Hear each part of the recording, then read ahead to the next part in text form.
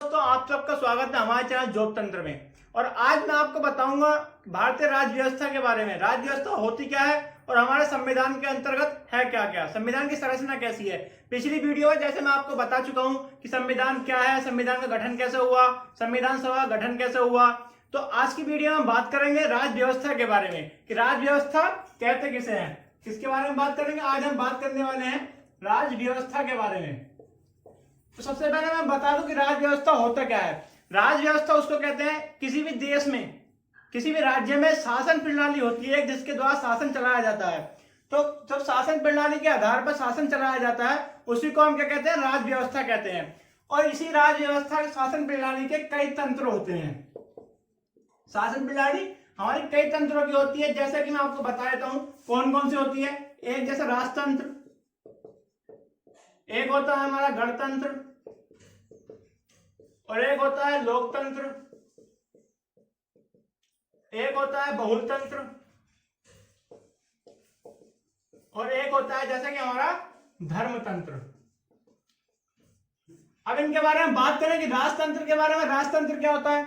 राजतंत्र एक ऐसी राज्य व्यवस्था है, ऐसी शासन प्रणाली है जिसमें सारी शक्ति एक ही व्यक्ति के अंतर्गत निहित होती है तथा पद जो होता है वो राजा का हो चाहे तानाशाही का हो, वो पद वंशानुगत होता है। ठीक है, तो राजतंत्र मैंने बता दिया। और उसके बाद बताता हूं गणतंत्र क्या होता है। गणतंत्र एक ऐसी राज्य व्यवस्था, ऐसी शासन प्रणाली है कि जिसके अंदर जो शासक होता है, शासक का जो पद होता है वो वंशानुगत नहीं होता, मतलब उसका पद बदलता रहता है। उसके बाद बात करता हूं लोकतंत्र के बारे में। लोकतंत्र से आप भली भांति परिचित होंगे क्योंकि हमारे देश की जो शासन व्यवस्था है, शासन प्रणाली है, वही लोकतंत्र है। मतलब कि अब्राहम लिंकन की एक जो परिभाषा है लोकतंत्र के बारे में वो सबसे ज्यादा प्रचलित है। वो क्या है? जनता का जनता द्वारा जनता के लिए शासन।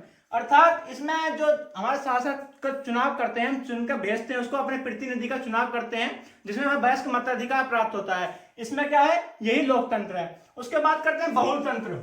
बहुतंत्र एक ऐसी शासन व्यवस्था है जिसमें बहुत सारी भीड़ के द्वारा शासन किया जाता है, बहुत सारे लोगों के द्वारा शासन किया जाता है। उसके बाद बात करूं धर्मतंत्र के बारे में। धर्मतंत्र एक ऐसी व्यवस्था है कि जिसमें धार्मिक लोग इकट्ठे होकर, जो जहां पर जो जिस धर्म का ज्यादा प्रभाव होता है वही धर्म के लिए इकट्ठे होकर जनता पर शासन करते हैं। इसको क्या कहते हैं? धर्मतंत्र कहते हैं। ऐसा राज्य कभी भी सेकुलर या पंथ निरपेक्ष नहीं हो सकता। ठीक है, तो ये मैंने आपको तंत्र के बारे में बता दिया। अब इसके बाद बात करता हूं राज्य व्यवस्था की। राज्य व्यवस्था की बात करता हूं केंद्र व राज्य के संबंध में, राज्य के संबंध के आधार पर। ठीक है, ये कितने प्रकार की होती है? ये 3 प्रकार की होती है। पहली कौन सी होती है?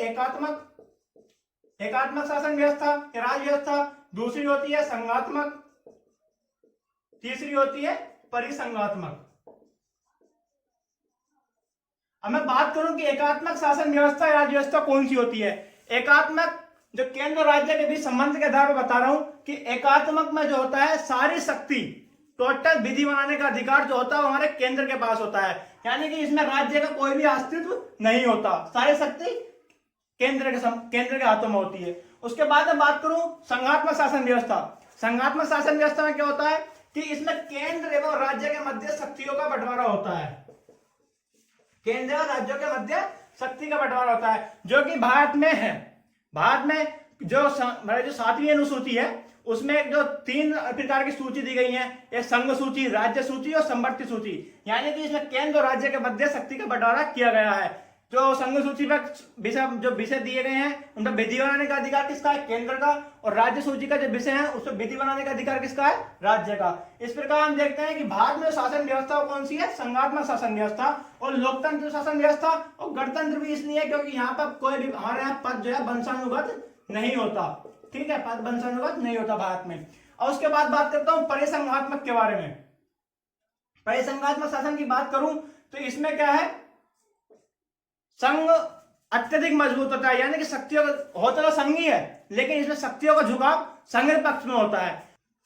तो अब हम बात करेंगे, यहां हमने देख लिया कि हमारी शासन व्यवस्था कैसी है, संघात्मक, लोकतंत्र, गणतंत्र। ठीक है, अब मैं बात करने वाला हूं संविधान के बारे में। संविधान के अंतर्गत है क्या क्या। तो हम बात करने वाले हैं संविधान के बारे में।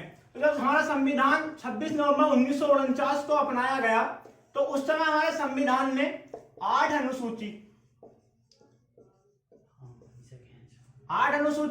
और 22 भाग थे। ठीक है, और 395 अनुच्छेद थे। ठीक है, लेकिन अब वर्तमान की बात करूं तो समय समय पर जैसा हमें आवश्यकता पड़ने के आधार पर हमने विभिन्न संशोधनों के द्वारा इन सब में बढ़ोतरी की है। जो वर्तमान में जो 8 अनुसूची है वो हो गई है 12 अनुसूची, और जो 22 भाग थे वो वर्तमान में हो चुके हैं 25 भाग। जो 395 अनुच्छेद थे वो लगभग आज जो है 450 अनुच्छेद हो चुके हैं। अब बात करते हैं कि 8 अनुसूची से 12 अनुसूची कैसे कैसे बढ़ी। तो सबसे पहले बात बता दूं कि हमारी जो नवी अनुसूची जोड़ी गई वो हमारी पहले संविधान संशोधन 1951 के तहत जोड़ी गई, जिसमें क्या रखा गया, भूमि सुधार। ये हमारी 9वीं अनुसूची जोड़ी गई थी प्रथम संविधान संशोधन के द्वारा। और 10वीं अनुसूची की बात करूं तो ये 52वें संविधान संशोधन 1985 के तहत जोड़ी गई, जिसमें कौन सा विषय रखा गया, इसमें रखा गया दल बदल निरोधक कानून। उसके बाद बात करूं 11वीं अनुसूची की, तो 11वीं अनुसूची हमारी जोड़ी गई 73वें संविधान संशोधन 1993 के तहत, जिसमें क्या जोड़ा गया, ग्राम पंचायत। उसके बाद बात करूं 12वीं अनुसूची की, तो 12वीं अनुसूची को 74वें संविधान संशोधन 1993 के तहत जोड़ा गया, जिसमें कौन सा विषय रखा गया, इसमें रखा गया नगर पालिका। इस प्रकार 8 और 4 12 अनुसूची हमारी हो चुकी है। अब बात करता हूं 22 भाग से 25 भाग कैसे हुए। तो सबसे पहले हम बता दूं कि 42वें संविधान संशोधन 1976 के तहत हमारा जो है एक तो भाग जुड़ा 4 का ए, इसमें थे हमारे मौलिक कर्तव्य। और उसके बाद बात करूं हमारा जो कौन सा जुड़ा, 14 ए, भाग 14 ए, इसमें क्या था, इसमें थे न्यायिक अधिकरण। क्या थे, न्यायिक अधिकरण। ठीक है, जस्टिस ट्रिब्यूनल। उसके बाद बात करूं हमारा जोड़ा गया जो 74वें संविधान संशोधन, जो 73वें संविधान संशोधन हुआ, 74वें संविधान संशोधन हुआ, इसके बाद 73वें संविधान संशोधन के तो द्वारा भाग 9 में बना दिया गया ग्राम पंचायत। और 74वें संविधान संशोधन के द्वारा बना दिया गया भाग 9 का ए, जिसमें क्या जोड़ा गया, नगर पालिका। ठीक है, देख लिया 22 भाग, एक भाग ये, एक भाग ये 2 और एक भाग ये 3। इस प्रकार 3 भाग हमारे जुड़ने के बाद हमारे 22 भाग से 25 भाग हो गए। अब 395 अनुच्छेद के जब बताऊंगा कैसे कैसे बढ़े तो बहुत लंबी हो जाएगी। इससे अच्छा है कि जब हम जैसे जैसे पॉलिटी अपनी आगे बढ़ाएंगे उसी में जो है हम इसके बारे में जानकारी ले लेंगे, कौन सा अनुच्छेद कितने हैं, कहां कहां कौन कौन से बढ़े, विभिन्न संशोधनों के द्वारा बढ़ चुके हैं। ठीक है, तो इस प्रकार मैंने आपको बताया कि राज्य व्यवस्था क्या होती है और हमारे संविधान में क्या क्या है। वीडियो कैसी लगी जरूर बताइएगा, कमेंट करके बताना, और चैनल को सब्सक्राइब करना तो बिल्कुल मत भूलना। मिलते हैं अगली वीडियो में। जय हिंद।